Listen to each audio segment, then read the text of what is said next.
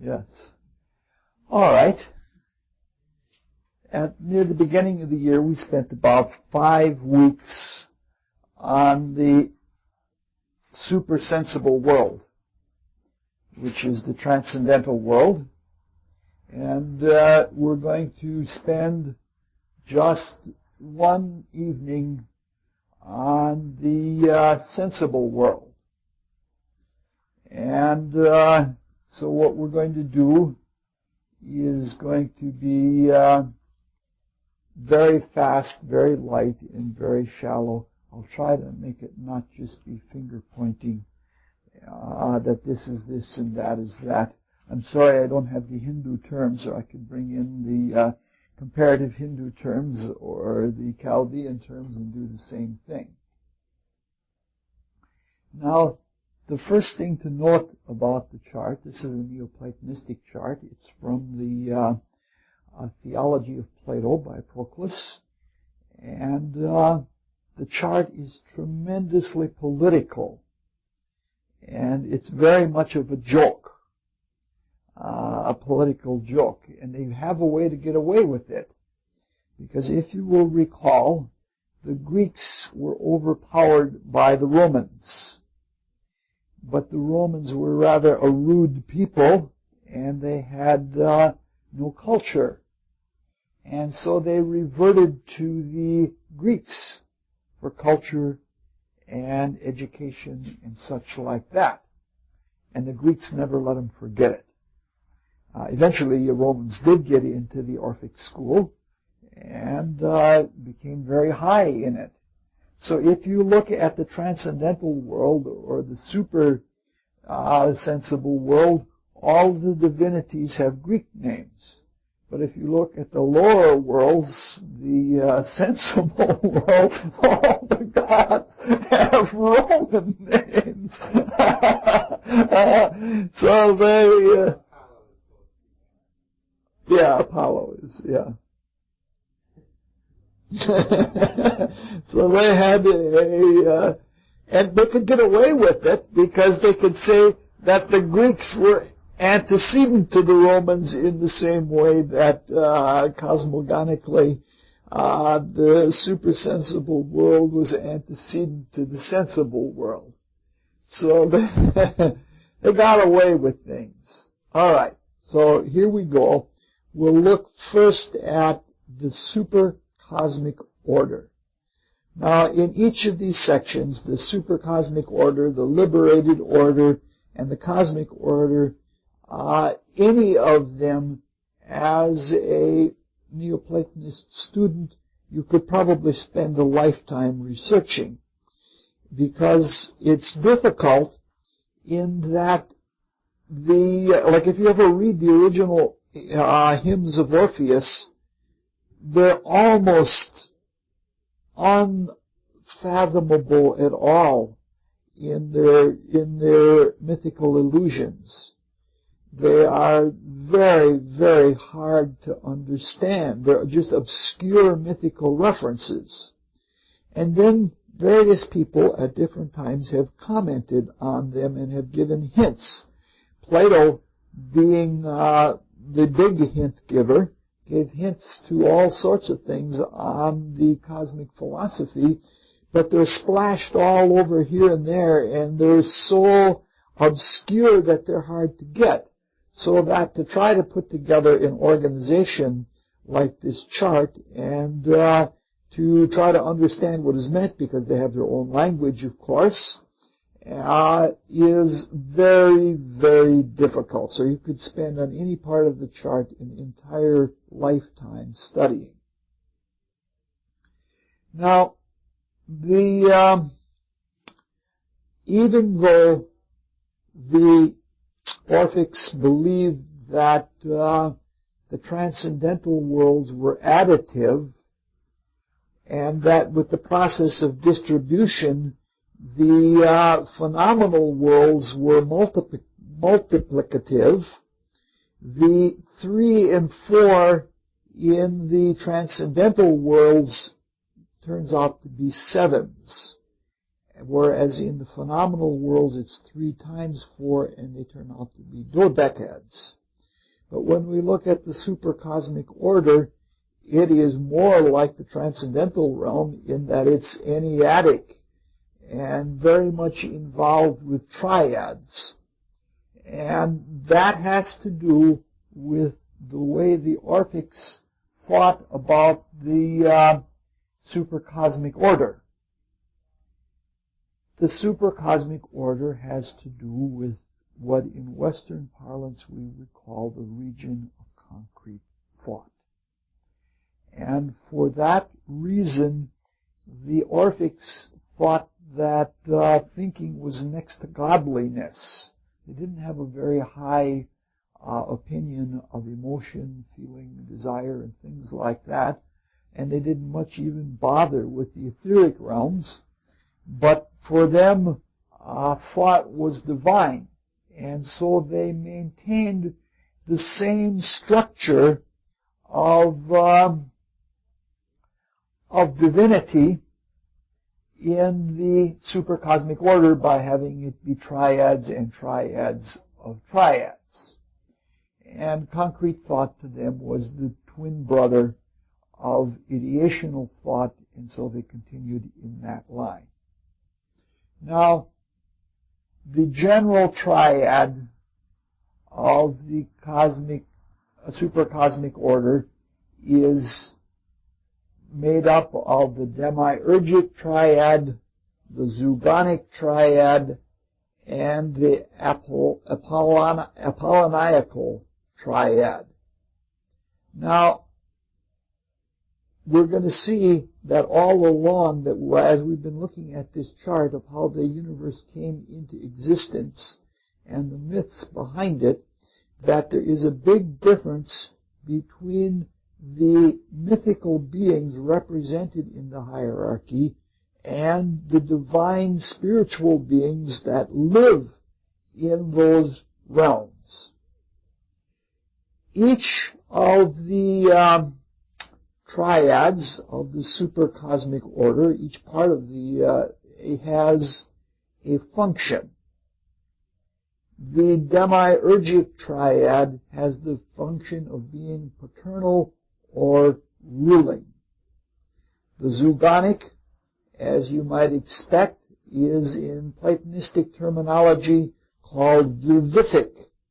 Zoos means animated or with animal life, and that there is a vivification that takes place in that triad.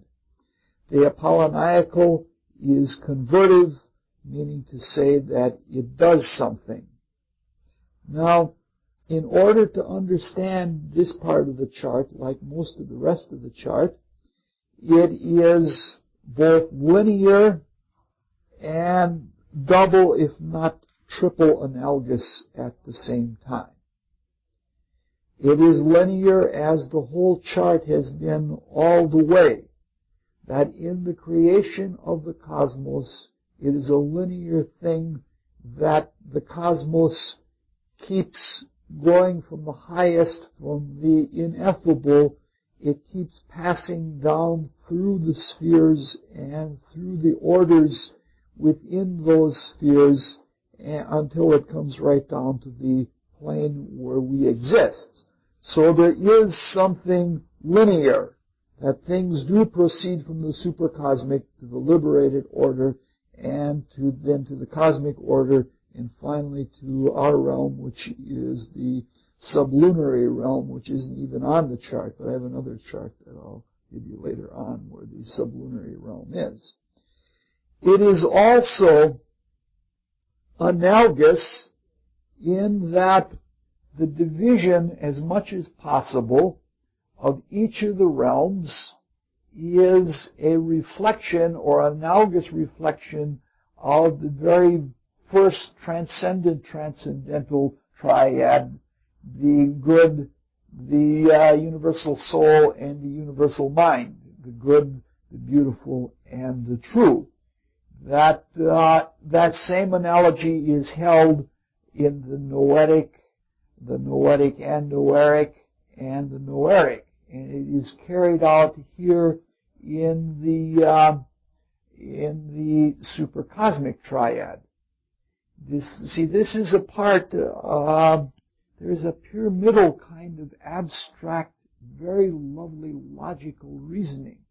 It would really be nice to be able to carry this out all the way, because for the Orphics, this whole chart and the whole cosmogony, as we saw in the earlier part, is very deductive. It's like a theorem. And that one plane of existence and the principle that rules that plane of existence is a logical conclusion from the planes that have come before, and they all follow this analogous pattern based primarily on the triangle as the simplest form of manifestation. There is another direct type of analogy, in that there is a stacking analogy, in that the supercosmic is stacked on the liberated and is stacked on the cosmic. And so that there is a top-down kind of relationship. There is yet a third kind of analogy to talk about the triads of analogies, and that is the invertive. But the Platonists do not too much go into that, so I don't want to go into it since we're trying to do Greek concepts of hierarchy and their views, and not only Richard Koepsel's views. All right. So then, the demiurgic triad is analogous to the noetic triad and to the good. And the zoogonic is analogous to the noeric, and the apolloniacal is analogous to the noeric. And the, I don't know how you would say it, the supercosmic order rests on the liberated order and on the cosmic order, but the true Platonistic or Orphic philosophers would say it the other way around, because they didn't even believe in gravity. They believed more in the levity of transcendence and upliftment by contemplating the higher things, and they would say that the liberated order rests on the supercosmic, and that the cosmic order rests on the liberated order, which rests on the supercosmic.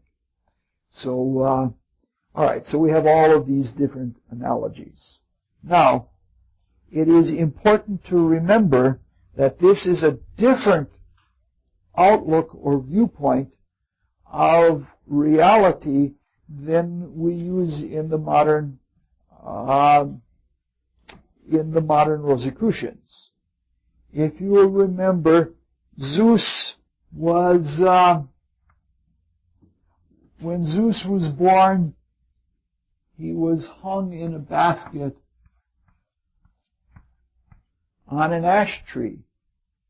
And he was hung on a basket in that ash tree such that he was neither in heaven, nor in the sea, nor in the world. And we have said that that means that the demiurge is right at the center of the cosmos. Now, the Orphics did not break up the realm of concrete thought into 4 divisions as the modern Rosicrucians do. They broke it up into 3 divisions. And the 4th division they had belonging to both the region of ideational thought and the region of concrete thought. And because for them, the center, the focus, was something like if you took the center of gravity of the Earth.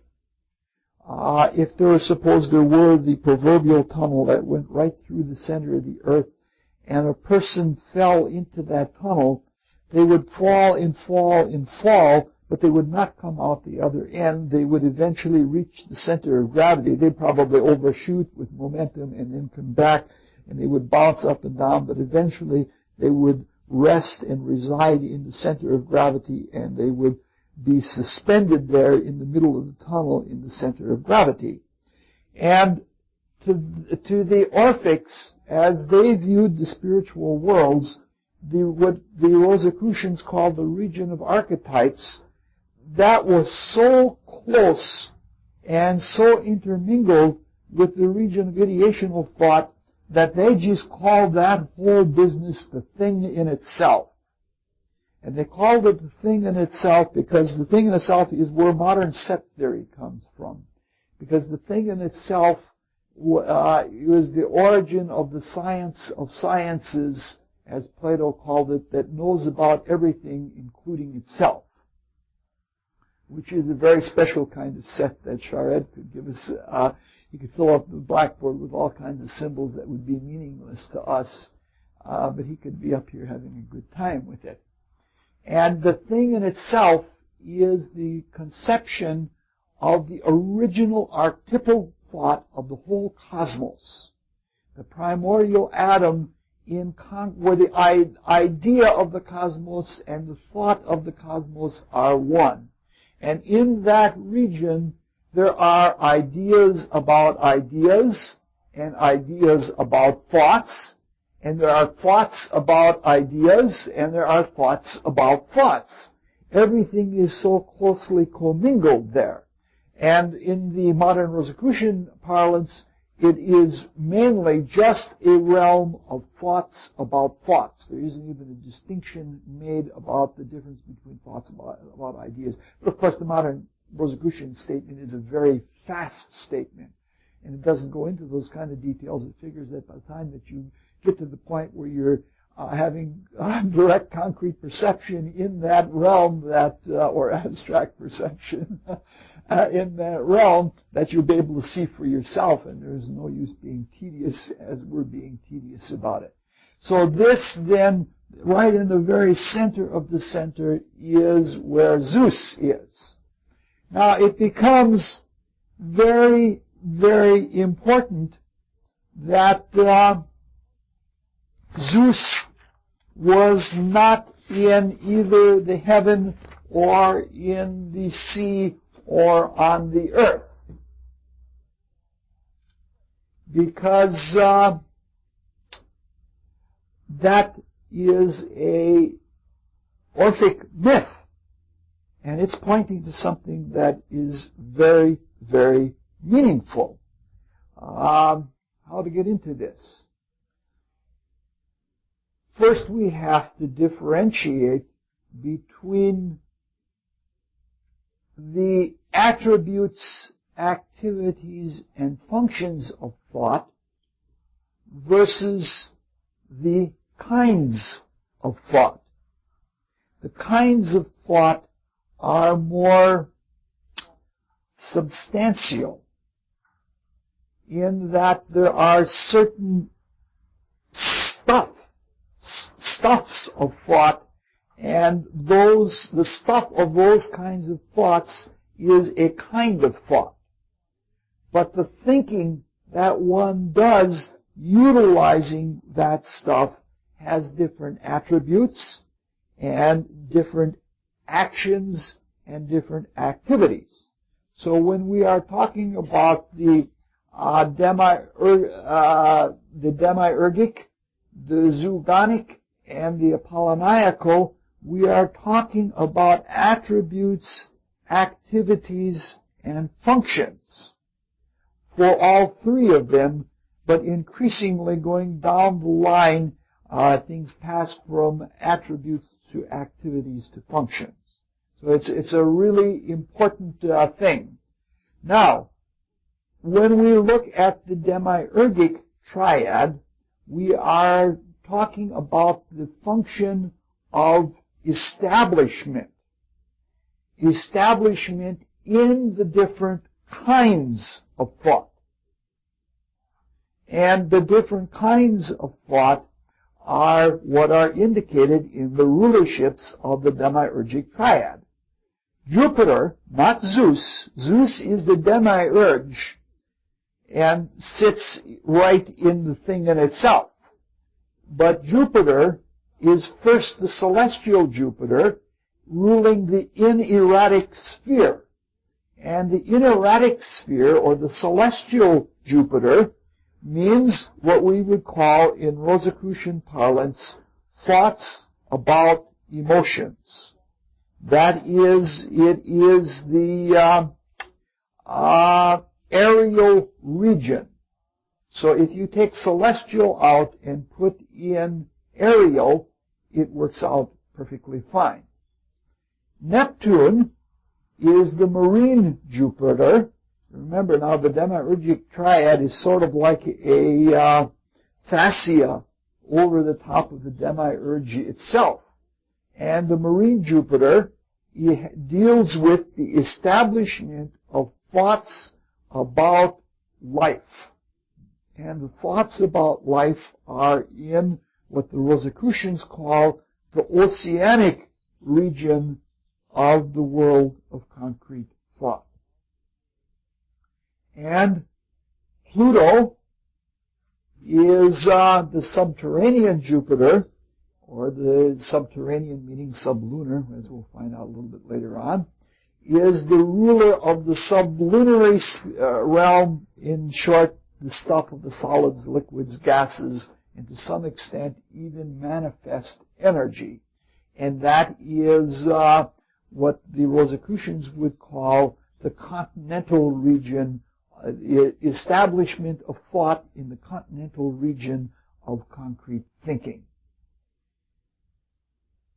So, this says that since the function of thought is to be the outward expression of the divine establishes itself through control via the vehicle of the mind. And so the first thing that occurs in a cosmogony, according to the Platonists, is that divinity establishes itself by, and all of the spiritual worlds, by first thinking the thoughts that are going to control and rule and eventually come to their full fruition in each of those worlds. And that is what is accomplished by the demiurgic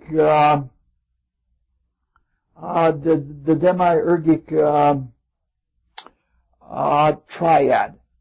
Now, it is really important in all of this to see why and how Zeus and brothers well, how to talk about this. I'll try to use an analogy from nature. There are dual focus lenses and there are dual focus mirrors. We are more familiar with a dual focus mirror from driving an automobile. The dual focus mirror, this is a cross section, is silvered both on the back side and lightly silvered on the front side.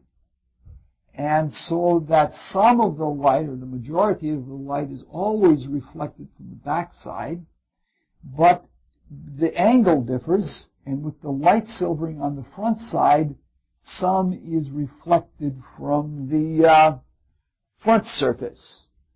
Each has a different reflection, so that when you're driving along in your automobile and the sun sets and you don't want automobile lights glaring at you in the mirror, you set the focus so that you're seeing the lightly silvered reflection from the front surface rather than the more complete reflection from the back surface, which is desirable for the daytime.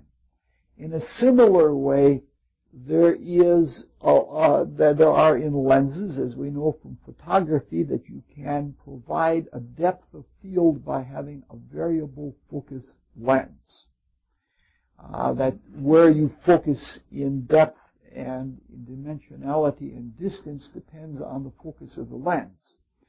The same is true of the focus that is both a mirror and lens from the top down and a mirror and lens from the bottom up. It is a dual focus mirror and a dual focus lens.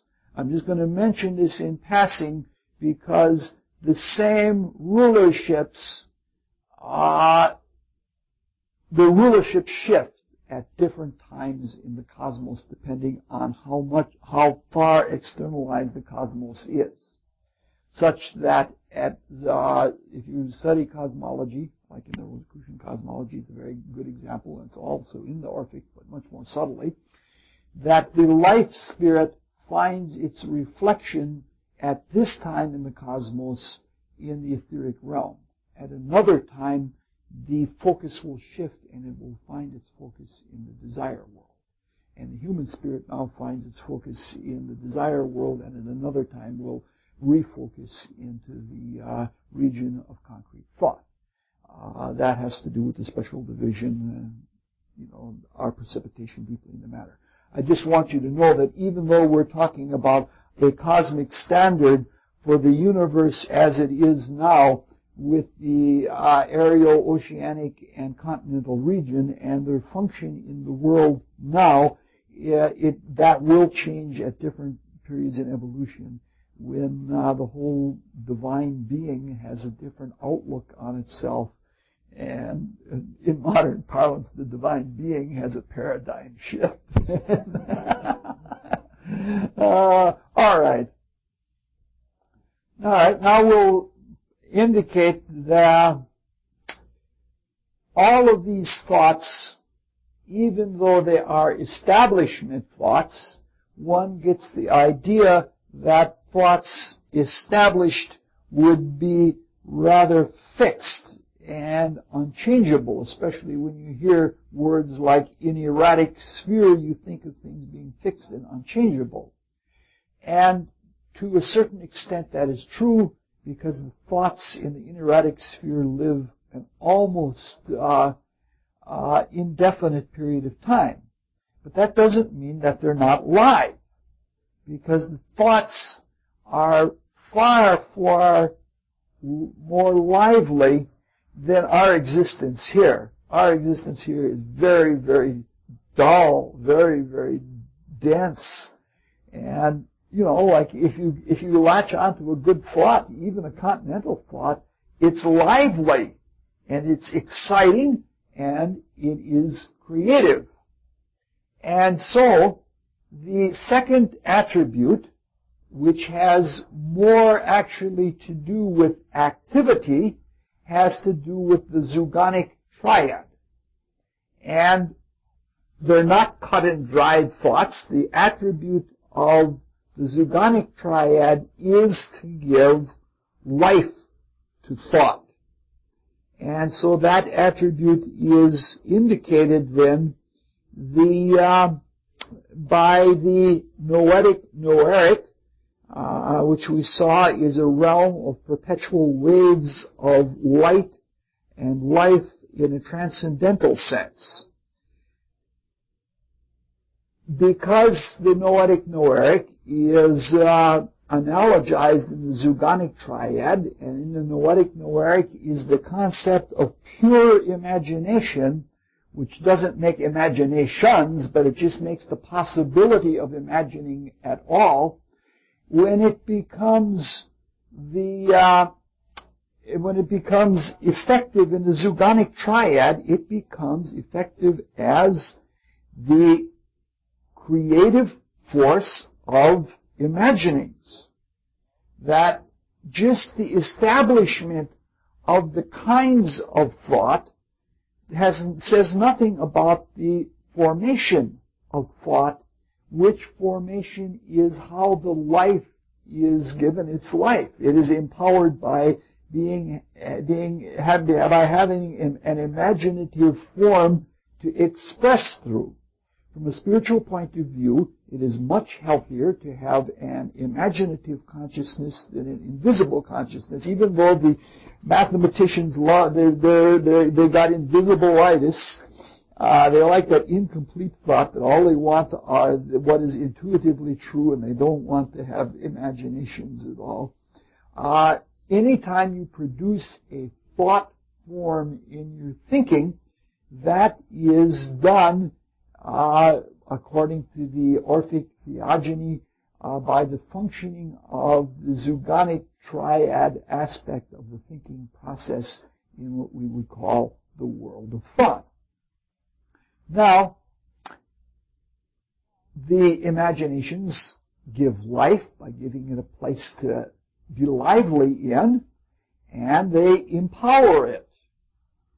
But the imaginations are receptive. And being receptive and virgin from actually participating in the grime of creation, they are all named after Kore, who is the pre-fallen Proserpine or Persephone, and therefore all of the attributes of the Zugonic triad are associated with the receptive virgin Kore. And so it is then called the Korybantic triad. Let's look very briefly at it, but let's look at it out of order. The first member is the choric Diana. And if we remember, Diana is the Roman version of Artemis. And it represents the pure life. The pure life in thought about emotions and of the aerial region. And for this reason then, the choric Diana remains pure in its emotions. On the other hand, the third attribute, the choric Minerva, the Minerva is the Athena of the Greeks. And as we recall, when Minerva was born, or when Athena was born from the head of Zeus, she was born in full armor. And whereas Hermes represents pure thinking, Athena represents the cunning thinking that has to do with accomplishing things in the physical realms, in the continental realms, and it has to do with the instinctual kind of thinking which is still associated with the moon in astrology to this day. The middle of the Zugonic triad is the choric Proserpine, which is Persephone, and as we remember, the Proserpine spent part of the year in the underworld and part of the year in the upper world, and so the whole analogy of going back and forth between the two in a wave-like fashion is what is indicated by the choric Proserpine, and it has to do with the function of the etheric realm in the oceanic realm, where the waves go up and down. And it was very much like Proserpine. There's a beautiful mythologic about the way thinking goes. And it's really interesting about the way, the reflective way, because actually when you come right down to it, the ethers are just that. They're transmitters of energy into the physical body for definite experience, and they are transmitters of perceptions from the physical world where there are definite concrete experiences back into the inner realms. And one would see then that in the Zugonic triad, where the order of the day is to activate and empower and give life to thought, that the choric Persephone would be associated with the etheric realms. It's really very beautiful. Now, mind you, this is all Christian Neoplatonism. I'm not sure what Plato or Proclus would say. It would be nice to be a conscious, invisible helper, completely awake in the inner worlds for one night, to go up to Proclus and Plato and say, all right, what do you think? Is this... but you get what I'm trying to get at. Myths talk to me, and the Neoplatonistic myths talk to me very much. But you can see how all of this thinking, this ordered triadic thinking, fits into the Orphic Greek mind. Now, the Greeks, like anyone else, or the Orphics, like anyone else, understood that God is not a waster of effort. And activity is not enough. That the activity is to actually accomplish something. And so there has to be function. And the function of thinking is found more in the Apolloniacal triad, and that is to do things, to change things, to make things, and to generate things. Again, the Apolloniacal triad relates to the demiurge and the Noeric triad itself, which is, we've said that Zeus is the Holy Spirit of the Greeks, and generation, or the Shiv, and so generation is the order of the day. And so the third triad is a triad then of functional activity. Now something really interesting happens here. That is in the same way that in this physical world, especially the solid region of the chemical subdivision of the physical world. Oh, this is tedious, isn't it?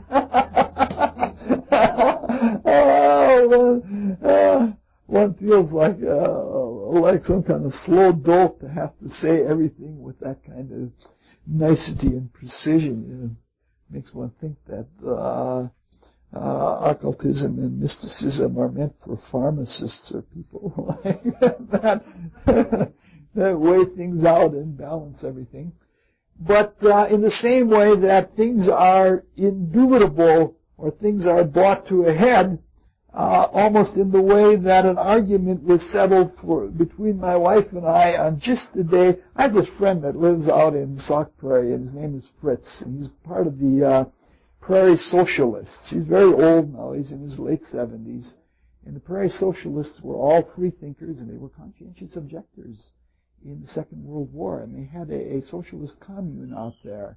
Fritz happened to be a Christian. I think he was a Baptist minister at one time. And he's one of those people that has that lovely way of asking you questions that he already has the answer to. But he asks a lot of curious questions. And he used to come and visit at our house when Karen and I were married. And Karen and I had an argument about whether the pear tree should be propped up, because there were so many pears forming on it. I said, we got to put props on there. It's going to tear the branches off. Karen's argument was nature wouldn't ever bear so much fruit that it would destroy its own tree. My argument was we got to put props up because there's a lot.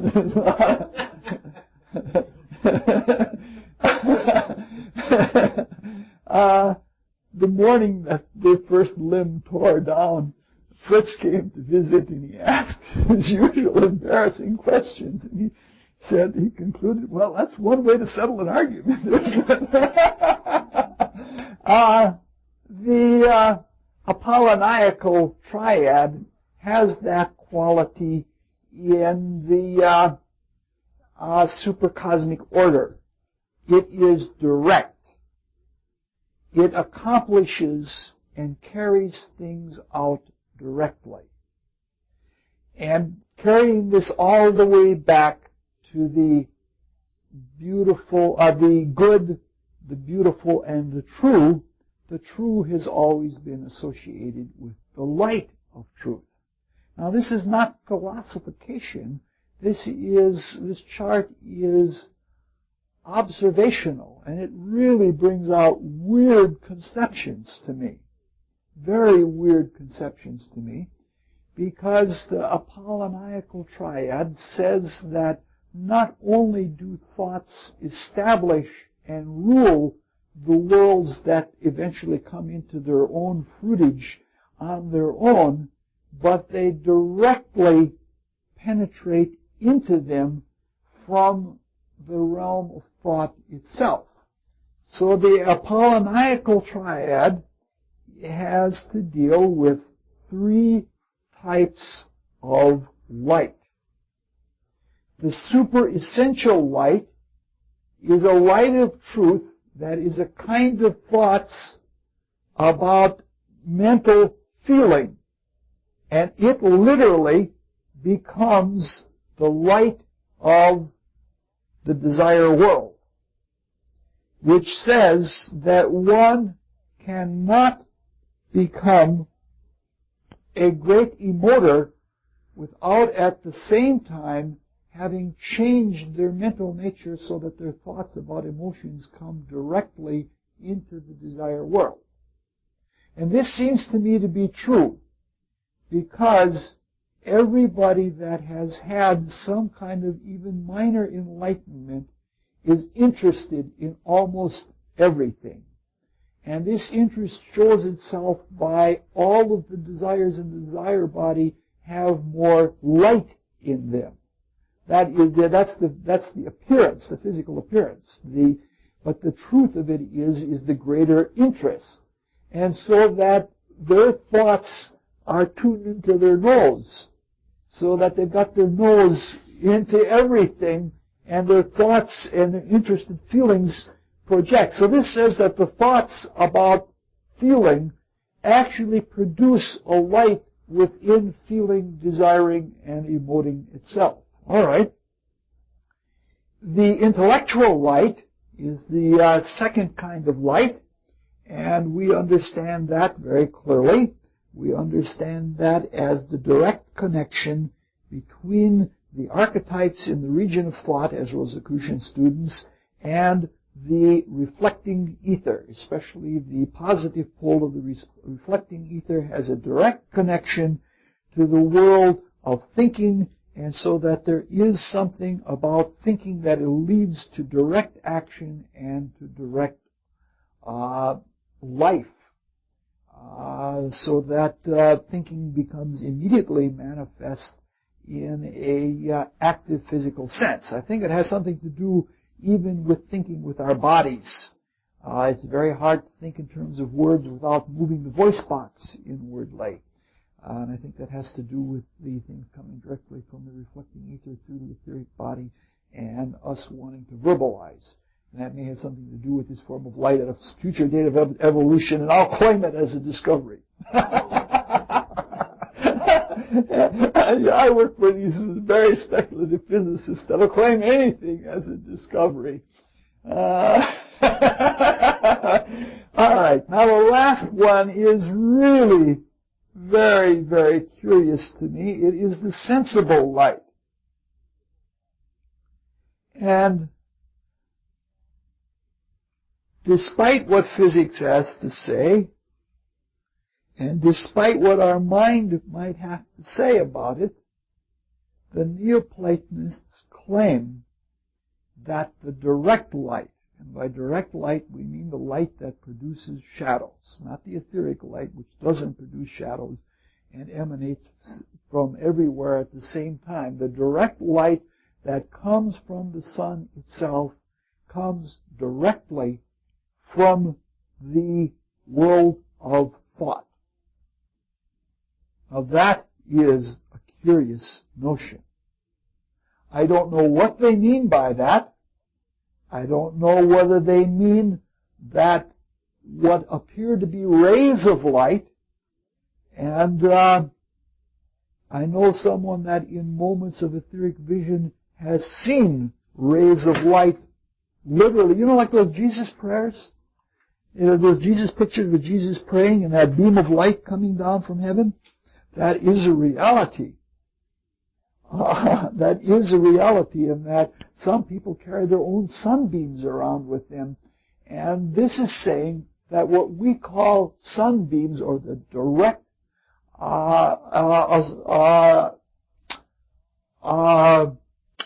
Direct manifestation of light comes straight from the world of thought. I don't know what they mean by that. I don't know if they mean the conception like we have of gamma rays, which produce cosmic rays. I don't know if that's what they mean. And I don't know if they mean a spiral light, like the etheric light being spiral. And this is really, really very strange, but it makes sense to me in a way, and it brings out a double danger, and that is the double danger of illusion in the material world. Because truly, human beings have become hourglassed in a different way. That with the advent of modern science, that we have come into the physical world at the same time that the mind is born, and we have put a tremendous emphasis on thinking about physical stuff. And we don't think about life and action and emotion as much as we think about physical stuff. And that's has part to do with the fall of humanity. There is a great danger because of the invertive analogy in the projection through the lens at the center of the creation, in that the divine spirit, which is the deepest part of the divine, is reflectively projected into the physical world, which is why it is the intellectual light. Oh, I thought half the class was leaving. Run when he looks the other direction. That's why I stand over here by the door. You have to look me in the face if you want to sneak out of class. Yeah. All right. So there is a great danger of idolatry, worshiping the physical body or worshiping physical matter, because it is a manifestation of the divine spirit, the deepest part of the spirit. But now what we're saying is that there is also a direct expression of light, sunlight, that glances off, and that when we're seeing with our eyes and doubling the inversion or doubling the illusion, what we're seeing with our eyes is the effect of direct light reflected. And that this direct light is coming straight from the realm where we think or apperceive truth in the form of concrete thinking. And you can see the danger that this puts a sheen on things that makes them super real. I think that, or that's the negative side, that's the downside. There's a great danger of that kind of illusion. But the upside is that it has to be that way to have this double focus of a direct light coming straight from the region of concrete thought on the deepest spiritual attribute in physical manifestation, because remember, the physical world is congealed ignorance, and it is unbelievable, and we wouldn't believe it unless we were tricked into it by the potential illusion. And I believe that this, if this concept of the Platonists, which I've never run into anywhere else, if it be true, I can see the functional aspect of it in that way to make certain that we get an objective understanding from this world. It also tends us to make us rather surface shallow, because we then think that the reality is on the skin, and beauty is only skin deep. But even that is valuable because it's on the skin where everything is accomplished, because the skin represents the interface between different planes and all the activity in cell division or anything else, the geological activity of the earth and all of that takes place on the skin. I don't want to go into that. We've gone into it before. It'd be too much. All right.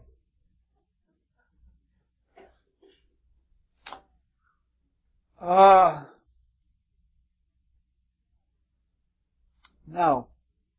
in all of this, clearly the whole supercosmic order, even though it has mythological designations to it and mythological rulerships, was seen as a living being.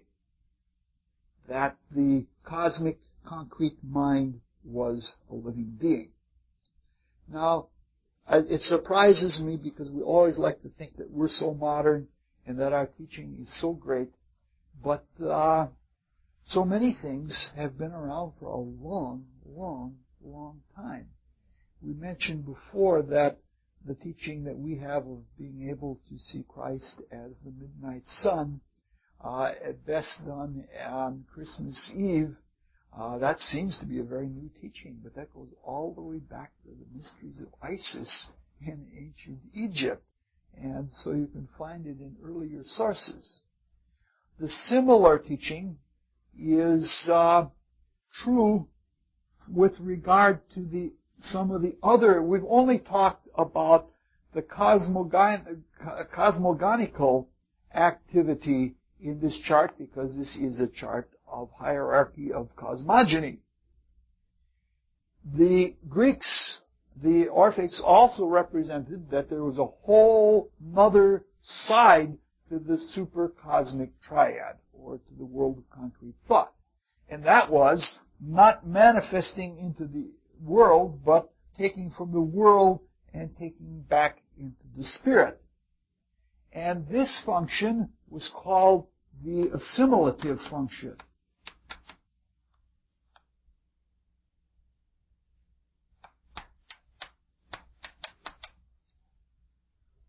And it was quite a sophisticated conception that they had of the assimilative function. In the first place, it took the word finding similarities between things. That is, that in order to unify all of the apparent differences of the world that we gather through perceptions, they could see the similarities. And the mind, being that close to the spirit, works through unity, and the way that it assimilates information of disparate perceptive experiences, percepts to it, is I'm going to become a Brit. Is by finding the similarities between them. And the reason this is possible is because that is how the cosmogonical function works. That differentiation works, and that the evolution of the universe, or any form in it, is like a metamorphosis. And it's a metamorphosis that is very much like a thematic evolution in music, which originates in the region of concrete thought. That is, slowly a thought develops using some very simple principle, especially Mozart does things that way, and then it works on itself and it sees the similarities of itself, and then the whole theme evolves, and then it resolves into something else. And if you watch the evolution of animal forms or of plant forms, the whole cosmos follows in the cosmogonical way, follows that same kind of similarity. That true thinking in the production and evolution of form, or the metamorphosis of a creation, uses the principle of similarity and changes things just a little bit, a little bit, a little bit. It's when things are strikingly different that they seem funny to us. That is, the juxtaposition of very odd things next to each other with striking differences is one of the sources of humor. That you put this next to that and it looks tremendously funny. So they then sorted out perceptions by finding things through a similitude, but through similarity. But it also was carried much further than that Because remember, we've been talking all along about the cosmos as the realization of a dream. And that the dream has its form right in the thing in itself, and that the formal universe versus the spiritual universe, the formal universe follows the metamorphosis of that thought or that primordial atom in the thing in itself, but that was first existent in an idea. And we spent the two previous talks to this one talking about how things have to be created in idea first.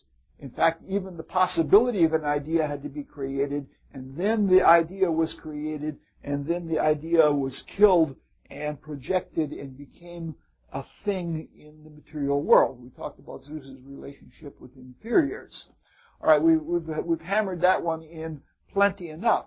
Now, we said that everything began with a dream. But if we continue to just dream and never manifest it, it becomes insipid for us as well as for the divine.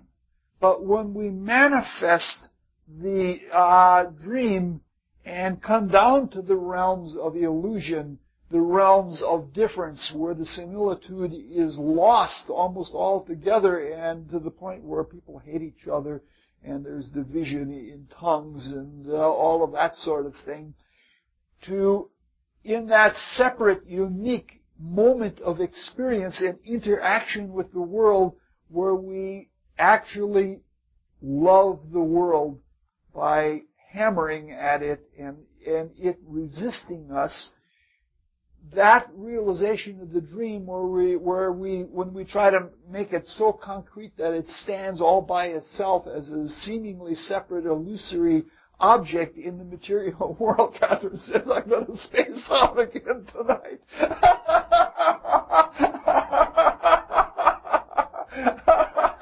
And we're only a third of the way through the chart. Okay. That process gets completed in events in the material world. But the dream inside does not become vivified until that is assimilated.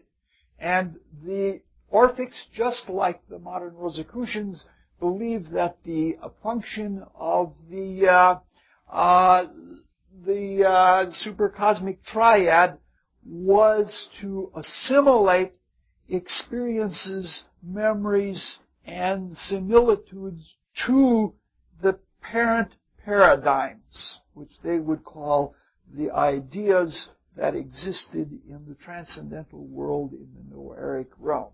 And so their conception is very much like the modern conception, because I guess they've seen the same world that we are, so we would expect that very thing. All right, now we've said that even though there are mythical designations of different beings for the different functions and attributes and kinds of thought, we said that there are actually denizens that live in this realm. I don't know the Hindu names, so I'll have to pass on that.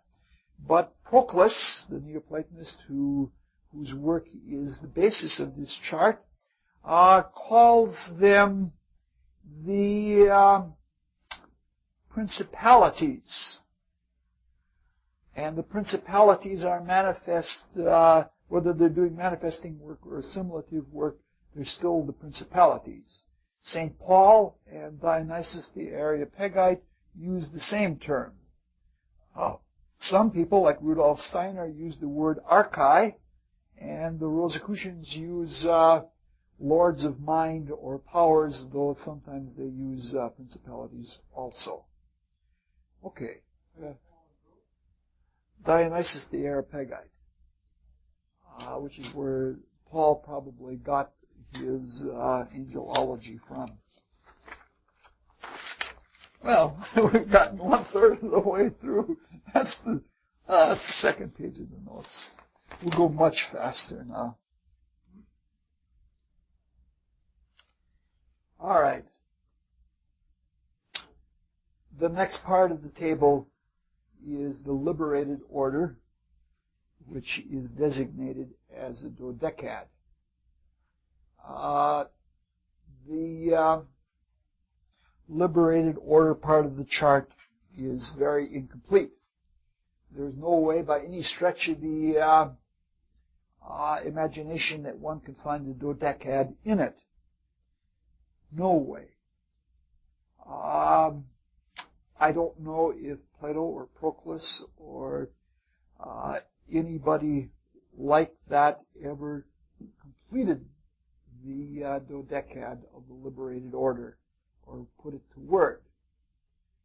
There are even parts of the liberated order that are out of order.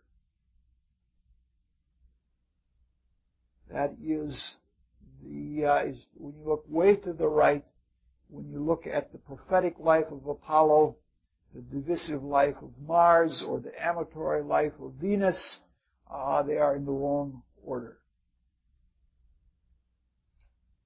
But, what can you say? It's great to even have a chart like this at all. I'm very thankful that the man put together this chart to work with. The chart is incomplete also because it doesn't make clear what the basic stuff of this realm and this order of being works with, which in our terms is feeling, emotion, desire, and passion. It does not mention the purpose or activity of this realm. The primary purpose or activity, at least in this stage of evolution, is motivation. To motivate us to come outside of ourselves to do things. There is another primary function, and that is that there is within the realm of feeling and emotion a world unto itself that can be perfectly appreciated for itself. Most of the Platonistic works do not mention feeling at all. Part of this has to do with the extremely intellectual nature of Plato and the Platonists. They did things primarily by thinking, and they downplayed the value of desire, emotion, and feeling. So we can't get a dodecad out of it or anything. I will give you, since they have given us great liberty, and there's no explanation in any of the Neoplatonists that I know of. There are scatterings here and there, but certainly in our work by G.R.S. Mead, Orpheus, that this table comes from, there is no explanation of the table at all. In fact, there's no explanation of most of this, which is why we got to spend all these hours on. So what will follow will be another speculative explanation of the liberated order. The liberated order describes the organization, life, and function of the desire world. I do not like the terminology Jovian monad and Vestian monad. Monads indicate things that stand to themselves alone. What I would prefer would be to call them directions on the pole of feeling.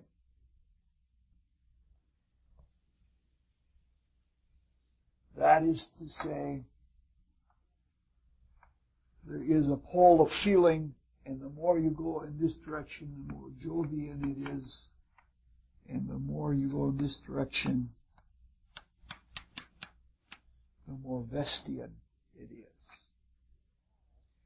As you recall, Vestia was a sister and, in many ways, an opposite to Zeus. Hestia and Vestia are the same person, just as Jove, Jupiter, and Zeus are the same being. Zeus, Jupiter, Jove made love with everybody and everything. That's the purpose of the demiurge, is to do that. Vestia was always a virgin, and it's the only one of Zeus's sisters that he did not make love with, and she requested perpetual virginity. The two directions in the pole of feeling are interest and indifference.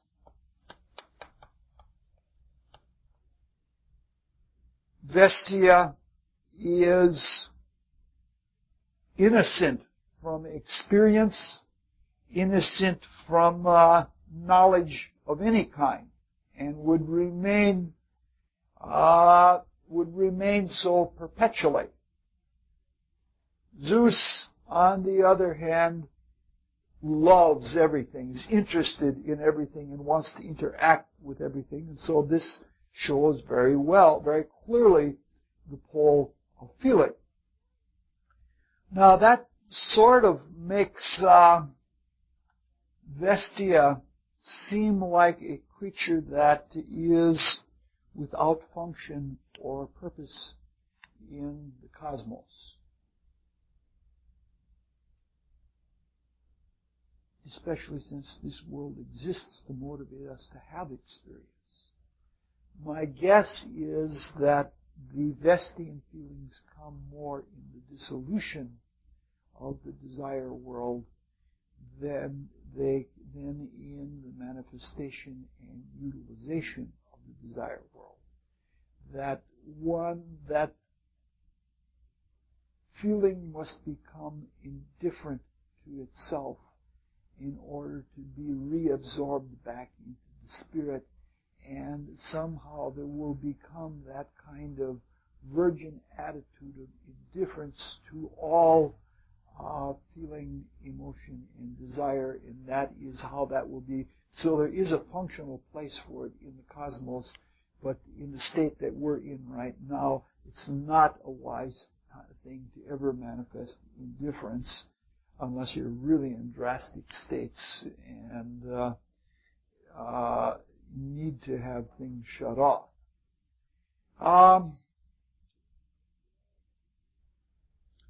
Where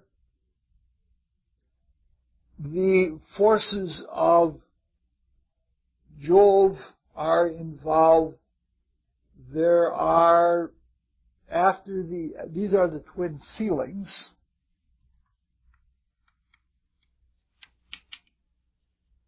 But when the force of interest kicks in, when the feeling of interest kicks in, that brings another dimension.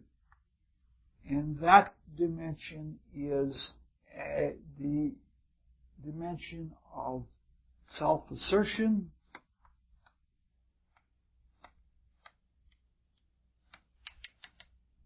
which is associated with Mars and Aries.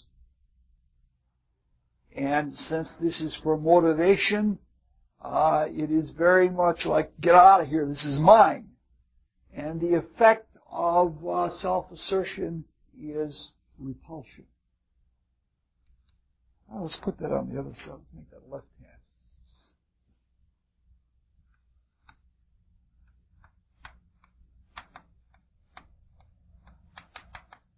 This is like Mars and Aries, and it goes to repulsion,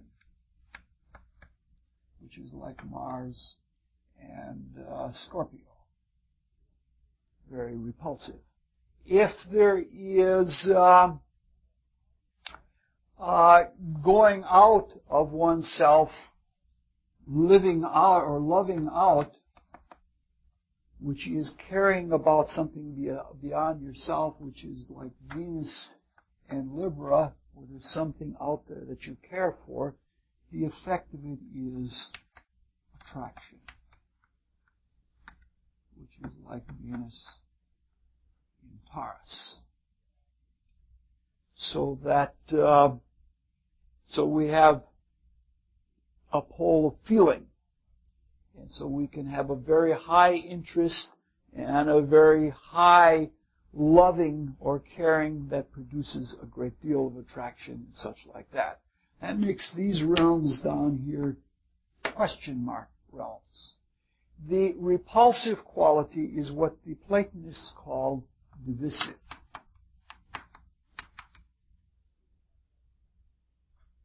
And it has that effect because they see it mostly as it works in humans.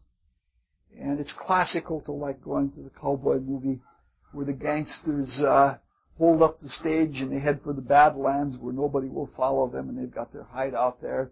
But as they're getting closer and closer to the hideout, they're getting more and more into the self-assertion, and there's fighting among the bad guys. And eventually they decide in their divisive nature that they want unity. That is, if there are less people to share the loot, there's more loot for each person, and eventually there's the unity of one person with all the loot, and he usually dies of starvation or something, just as the sheriff catches up with him, so the sheriff doesn't even have to kill him. But you know what I'm talking about. It's that sort of thing. So there are some very interesting things that are in this. They have this as being triadic. And you can even, in a cosmographical sense, call this triadic, that the extreme third would be the realm of passions, gross passions, sensualism, all of those kinds of things, hatred. And then there is the realm of impressions,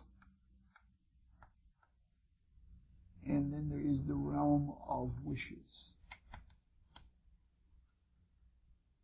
And going this way, we have the realm of art, and the realm of altruism, and finally philanthropy, which is not giving money. And so the triadic quality of the, even cosmographically, the triadic quality of the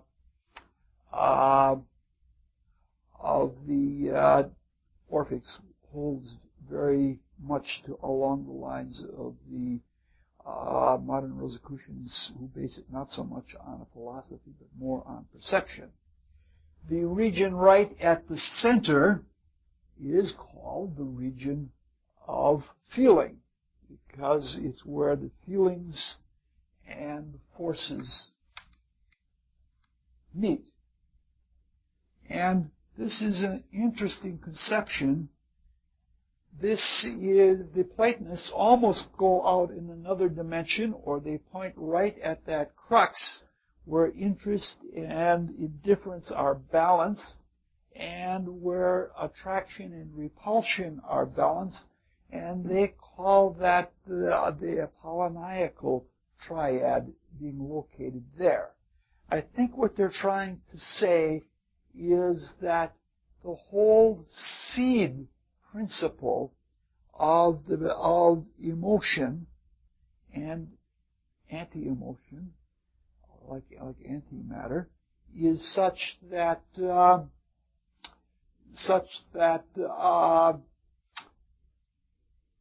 it has a neutral area.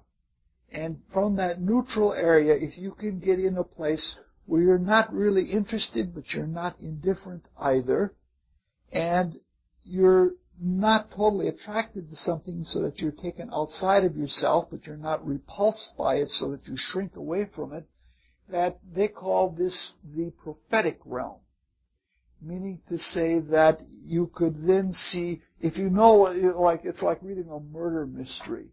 If you can figure out the motive for the crime for each of the suspects, then if you know the motive, you can predict who did it or who done it, as they say in the detective literature.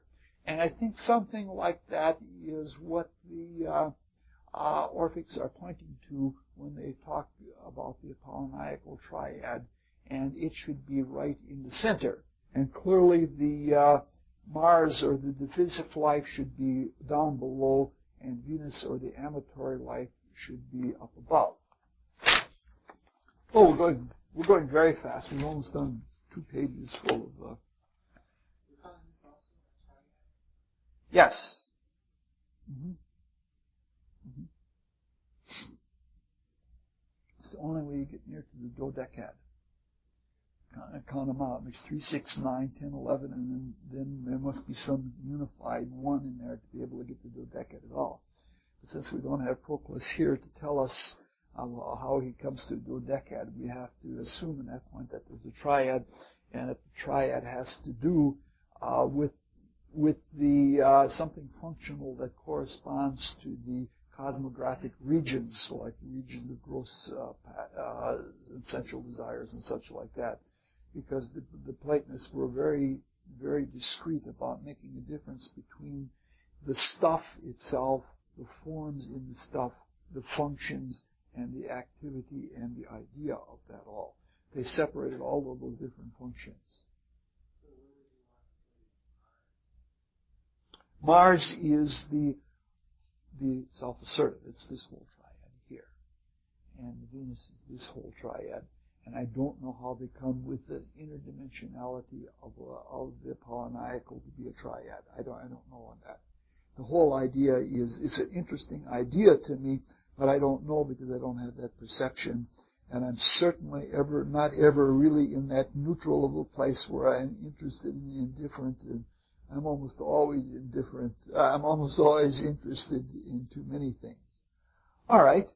Everybody is, by the way, there are other ways that all of this can be looked at. These realms down here could theoretically be looked at, that is, in the direction of indifference, could be looked at in a Buddhist sense. And if positive emotion comes from interest, the indifference would result in Buddhist indifference, which would be called emptiness. And in that emptiness, there would not be a desire, attraction to anything, but the ability to watch the metamorphosis of one feeling to another feeling, to another feeling, to another feeling. The conception of emptiness is a non-attachment to any form. It's usually practiced in thought, but I can see very well how it could, because the Buddhists very much try to eschew desire, and they do try to get to indifference, and that way they could watch all of the emotions from a silent watcher kind of view and see them as metamorphoses.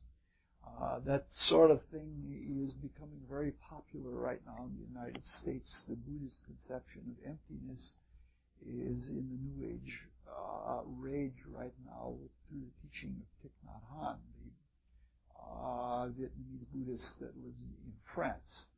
And that is, they try to say, don't get hooked onto this, because this becomes this, and it becomes this, and it becomes this. And I think that may be catching on because there's a great need of, in our society, people being too object-oriented and too much attached to things. And it may be necessary to have an antidote of some extremist kind of activity where there is a detachment and a disinterest from placing attention away from the object and onto the subject, which is going back to what we were talking about on Memorial Day. All right. All of the seers and all of the spiritual scholars, ancient and modern, each using a different language, all agree, the Neoplatonists all agree that the denizens of this realm are what are in modern language called the archangels. No differences of opinion there from school to school. All right. Finally, we have come down to the cosmic order, which in Rosicrucian terminology would be the etheric region of the physical world. In this setting, I am very inadequately prepared. to talk about this because I'd have to go into the Orphic schools and study for quite a while. And the way they mention things is just so little that they mention. Speculatively speaking, I think it is reasonable to take the order, the fabricative, the defensive, the vivific, and the harmonic triad in the same order as the ethers are given in Rosicrucian cosmography. That is, the fabricative would be associated with the reflecting ether, the defensive with the light ether, the vivific with the life ether, and the harmonic with the chemical ether. It is, one can give rationalizations for interchanging the fabricative with the harmonic, and one can give reasons for interchanging the defensive with the vivific as far as their assignations to modern terminology. If we look at the fabricative triad, we see the same that we find in the demiurgic triad, with the exception of Vulcan taking the place of Pluto.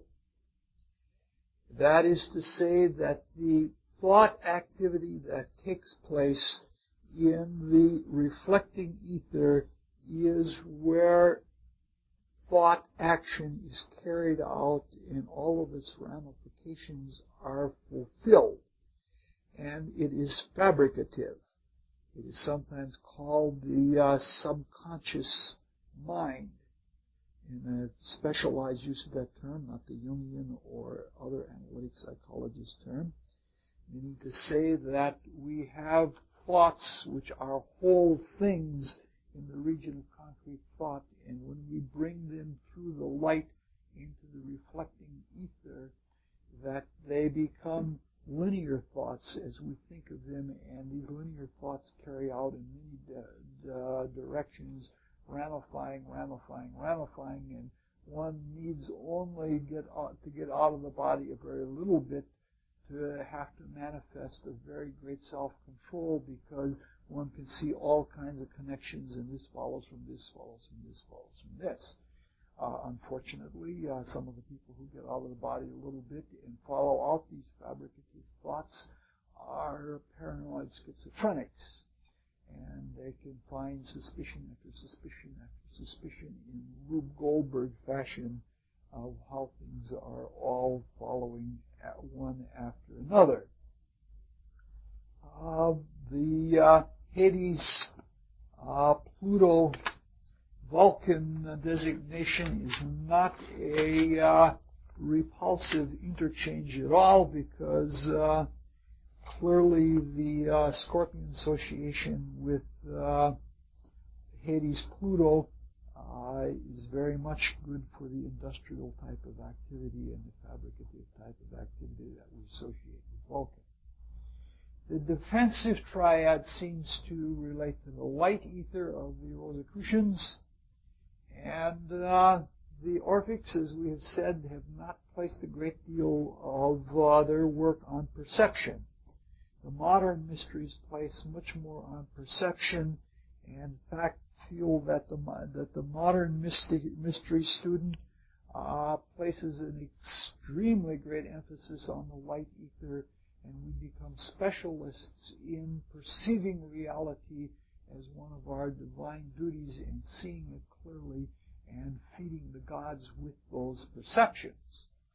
I believe the reason that the Orphics chose to call it defensive is that they saw that in what was at that time called the adamantine soul body, that is, the body that was a crystal that was filled with light, that the emanation of light in the light ether had a very protective quality, and that this protective quality is something like the modern New Agers call surrounding yourself with light, which is a dangerous misnomer, because that is a selfish activity to pack light around yourself, when what you should be doing is continuously loving. And when you're continuously loving, the effect of that radiates out the love, and it has that defensive effect when you're in the very act of trying to do something good. It is when you do become selfish and feel that you have to be protected or taken care of or something like that, and want to draw that light to yourself, that you get yourself into trouble. This is New Age bashing time again.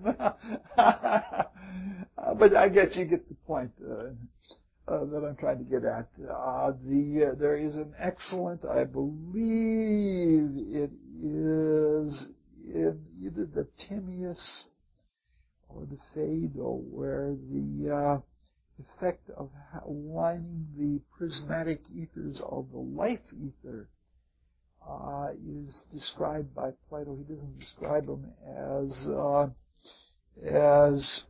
prisms. He describes them as triangles. And he says when they're all lined up, the enemy can't get in. And he's actually talking about what Heindel talks about in something like Occult Principles of Health and Healing, where a radiant vital energy coming out does not allow microbes to get into your aura. It's that kind of thing. The vivific triad seems to relate to the life ether, and it is in this realm that our bodies are vitalized. And vitalized by the life that comes from the sun. We currently get most of our life ether from plants, because no animal or human can live without taking in life from the plants.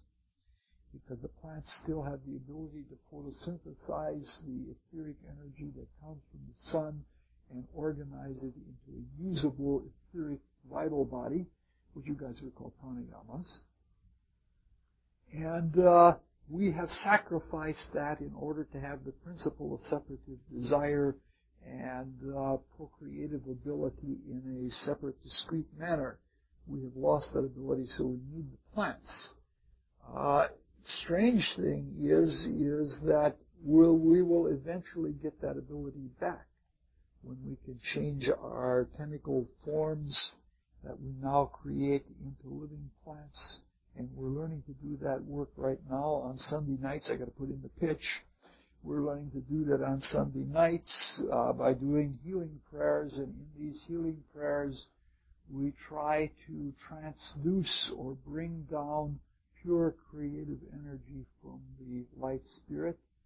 That is the realm of the Christ, or what the Neoplatonists would be called noetic noeric.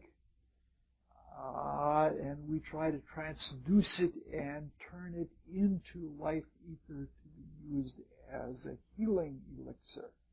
And a good part of our healing prayers is learning how to awaken in the oceanic region of the concrete thought, which would be the realm of the marine Neptune, and think in such a way that we can bring the light spirit down into what they would call the vivific triad.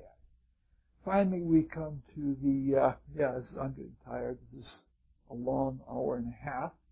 We come to the harmonic triad, which seems to relate to the chemical ether, and things are assimilated and thrown off on the basis of harmonies, and all matter seems to form itself on the basis of waves and harmonies. And something we may be talking about next year is even the structure of the atoms themselves are based on harmonies in waves around the central nucleus. And so it seems to be very appropriate. How can one doubt but that the Greeks had clairvoyance in the etheric realm when they have those kinds of insights into it all? They very much recognize that the sustenance of matter or the destruction of matter and forms is a matter of harmony or discord, and that's it. All right. We have finally come to something that is not on the chart, and that is the sublunary sphere, which we would call the chemical region of the physical world. And we're not going to go into it, but it's a nice provocative chart. The book that we have here by G.R.S. Mead, the descriptions are a little bit disappointing, but the charts are great. And I have a provocative chart here.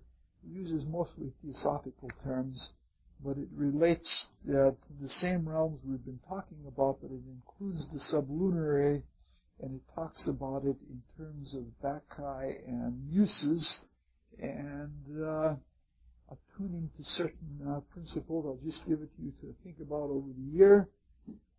We have finally reached the end of our little chart. We've reached the end of the Greek subsection.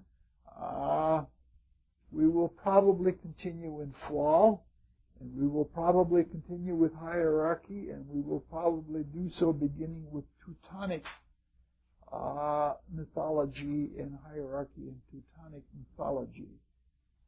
And that is it for the year. Are there any questions on the whole of this chart, which can be answered in 2 minutes' time? Oh, the angels. No disputes. It seems with the lower realms, the Greeks were much more functional in their view of the angels, and they divided them into nations of angels according to the functions that they did, and they saw them as life supportive of nature. And they called the angels that brought life to the living things in the plant, in the sea, they called those naiads. And they had things like little mermaids that were nature spirits that were within them. And nature spirits that covered large pieces of land mass like mountains or canyons or things like that, they called those hamadryads. And the angels that took care of the forests were called dryads. I forget what the oreads. Oreads are sections of the sea, because Oreus is the sea. Pontus and Oreus. We had it up here in the chart before. All right. I may be mistaken on that. I'll have to. I'm not on my toes with all of the angelology. Any other questions? Now that Daniel has noted that I've gotten tired and didn't carry out all my notes like the denizens of the realms.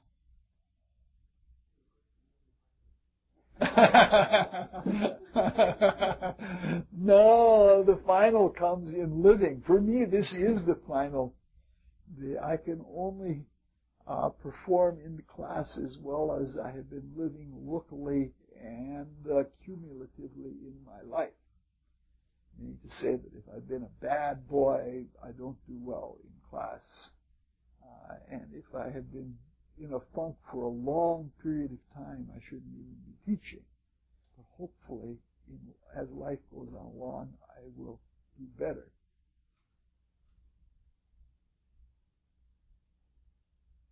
No more questions. Gee whiz. All right. Probably what? In which way?